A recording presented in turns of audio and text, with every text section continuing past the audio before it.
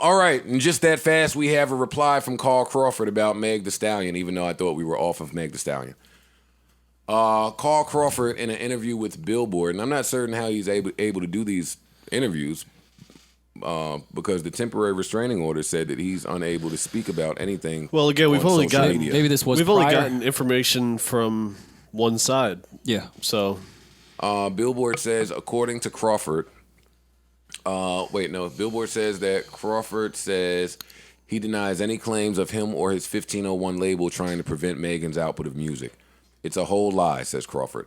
Nothing is true that she said. Me being greedy and taking money from her, that's crazy. I never tried to take anything from her. The only thing we ever did was give. The article continues. It says, according to Crawford, after Megan signed to Roc Nation in September, she went radio silent, opting not to pay him or 1501 any of the money she owed. That makes sense. And it makes sense that he wouldn't stop music, because why would you stop music if I'm getting 60%? He would never stop music, and that's why that just sounded peculiar. Yeah. Carl Crawford goes on. She went radio silent, opting to not pay him or 1501 any money she owed. In Crawford's eyes, the Hot Girl Summer MC's tactics were to avoid paying him for merchandise and live touring proceeds owed to him through the terms of their deal, so that he would renegotiate her 4-album deal contract that she initially signed with 1501. Megan also signed a separate distribution deal with 300 Entertainment in 2019. You guys' thoughts on this before I continue to read? Again, I'm not surprised. I'm curious, is her manager, because of course she signed a Roc Nation, but there's typically a day-to-day manager or someone that was there prior. Would that be the person here holding the money? Because I would imagine that money would funnel through 1501. You don't find that a little odd that she wasn't paying it, like she was holding that money? There's so many cooks in the kitchen at this point. Well, listen to this. This is all assumption-based. This is freestyling. Yeah. Meg is signed with Roc Nation. Roc Nation has a deal with Live Nation. And Live Nation has venues everywhere.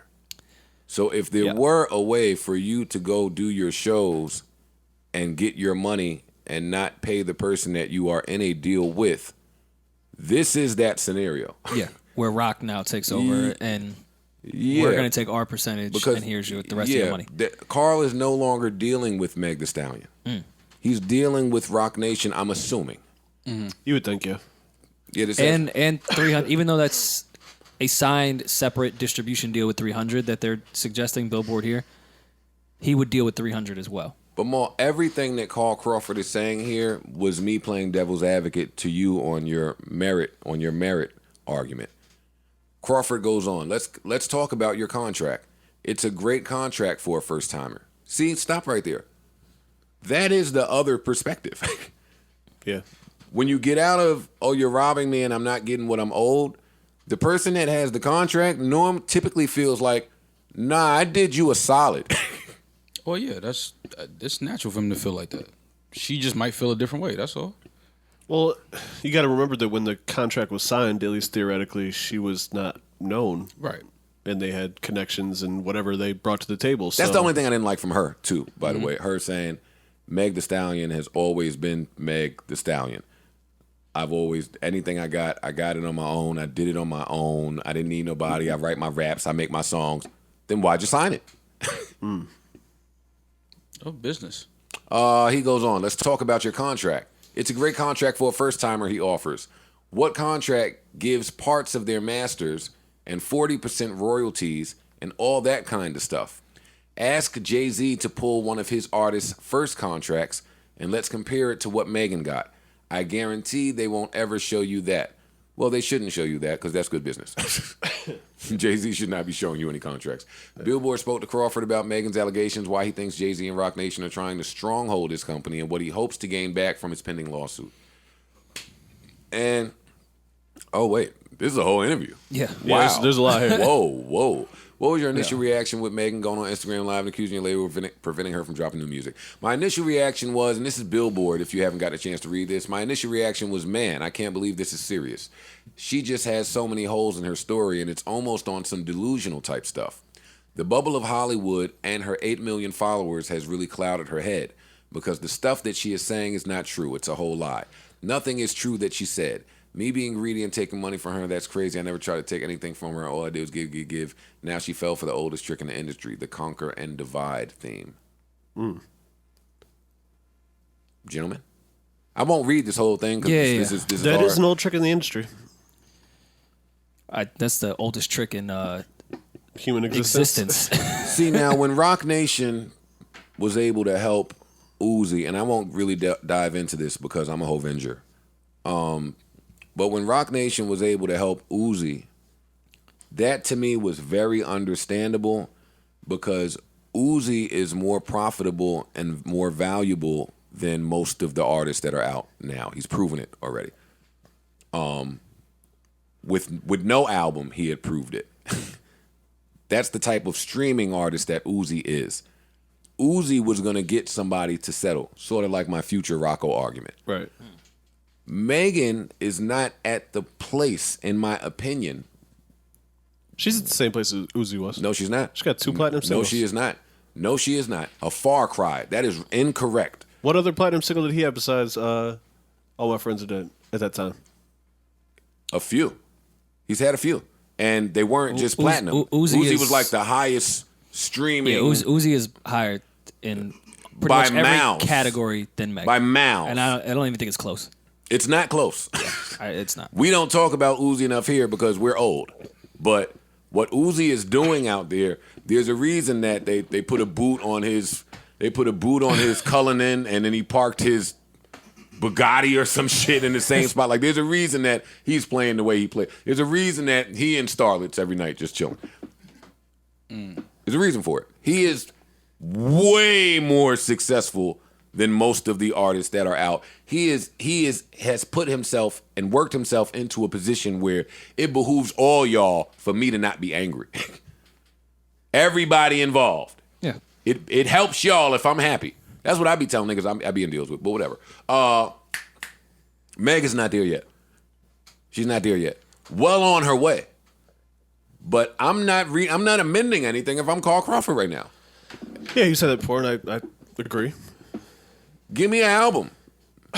And he's saying he got a 4-album deal. Yeah, that's... So give me 2 albums. And then approach me about redoing some shit. But no, you can't just go get with every... You were in Houston, and I'm not speaking from my POV. You were in Houston like all of us were in our respective cities saying, damn, how the fuck do I get the fuck out of here and pop? Mm-hmm. And Carl Crawford was your way at that point. You can't go get with Kev and Hove and Trey Songz and all of these people and now just totally forget about me and the contract you signed. You can't. Yeah, no, I agree with that. That's definitely not how it should go, or that's not a solution to it at all. But I think that he would be more inclined to amend this if there were some albums out, I assume. That's also an assumption. Reasonable. And I feel like if, maybe she didn't approach it the way she did, so on social media, maybe if it didn't play out like that, like trying to maybe paint him in a certain light and have him looking like, he did, because from what he's saying, and this is that he didn't even draw the contract up. He's saying that T. Ferris. Carl Crawford, if you're unfamiliar, made all the money you could want to make in baseball.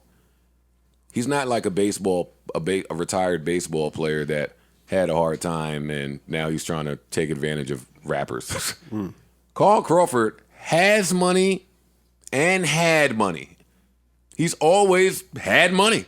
Yeah. I could see how that would be attractive to a new artist. Yeah. A name. And you can't tell me that he didn't spend a dime. Now, I'm not saying that it's right. I'm not saying that. But on the artist side, we got to acknowledge, when we give up some of our pie and why we give up some of our pie. It happens. And if it worked. We have to acknowledge when it works. Yeah.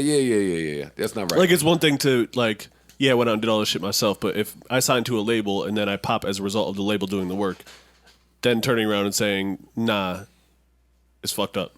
It's fucked up. Yeah. You did work too. No other way around it. Yeah, I want to just quickly skimming this interview. I want to read this whole thing. Yeah, I do too. But yeah, he's T. Ferris is the one. Her mom did the contract. I'm new to the business. I let this guy T. Ferris run my whole business because I knew absolutely nothing about it. Zero. So he wrote up your contract. I didn't do it. Well, damn, throw T. Ferris on the bus. The old. No, that's the old good cop, bad cop. Yeah. But no, I understand what he's saying. Man, It's but you like gotta deal with him. I didn't know nothing about this business. Like I'm new to the business. That's basically what he's saying. He was like, but I had people in place to draw contracts up, to handle Megan, to. But again, that's Did what I'm she saying. ever mention Carl though? By name? On the YouTube, on the Instagram video? Yeah. I'm not sure No. if she did it on the Instagram thing. Not on that video. So again, I think this back to that point of you shouldn't do this on IG and in the public eye. It feel like a lot of what he's responding to is the public, not Meg. Well, he would has have to respond to the public. He can't say anything about Meg. Yeah. Well, it's no. public. My point here is that it becomes so messy, and now we're going in circles with a bunch of people that don't even understand the music industry to begin with. Like it's annoying and stupid and counterproductive.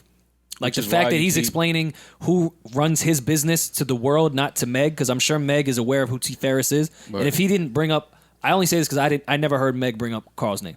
Mm-hmm. So this is pointless. Like do this shit behind closed doors. But this is what I was just saying. When you go on Instagram Live now, you make it a public thing. You bring in Yeah. public opinion. You bring in perspectives from people that don't know anybody. So it's like this is how it's going to play out now. But I mean, I think that it, however it's going to go, let it be a lesson to artists again. Like know what you're signing, know what you want, and if not, stay independent.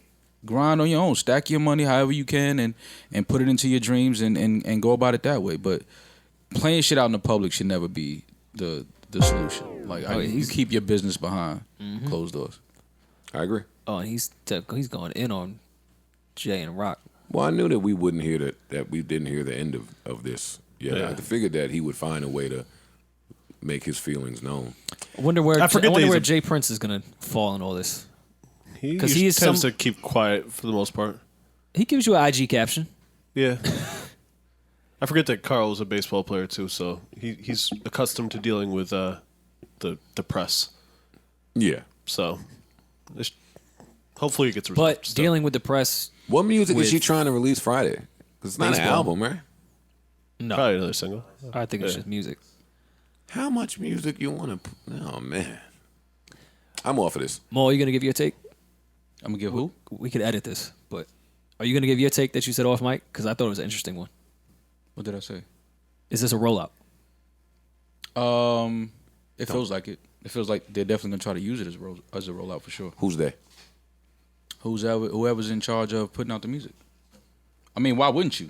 Hey, I'm might not as well. mad at Shit. it. I'm Yeah. telling you this: if Meg Thee Stallion, who's one of the more popular artists, is saying I can't put my music out, I finally got a court case. It's coming out Friday, and that's all the headlines. Yeah. I mean, it's not the rollout, but let's leverage this. Let's use it. Use it. This is not. I don't think they all planned this as a I rollout. think That's a y'all are- nuts I rollout, think but y'all are crazy. To not use it. I think it's a great idea. I mean, now that we're here, Yeah, no. Now that we're here, yeah. let's Use it. Let's. Turn this moment into something profitable. It is a rollout. So let me be clear on what I'm saying. It is a rollout to rally public support to combat her contractual obligations. So it is a rollout. And I won't even refute what y'all are saying. Maybe there is somebody somewhere that's saying, "Hey, we can start releasing music this way." Maybe. I'm going to go out on a limb and say 99% of artists would not like to be in this position to even have this as a rollout option. I would say. I'm certain. I would say agree 100. that I she agree with would that. I don't know if 99. much. Right now, But I'm just saying, now that the situation, Somewhere. now that it's here, use it. Listen, man. Can we talk about something fun? hey man, my RMR levels are getting a little lower. Your RMR. Listen. Yeah.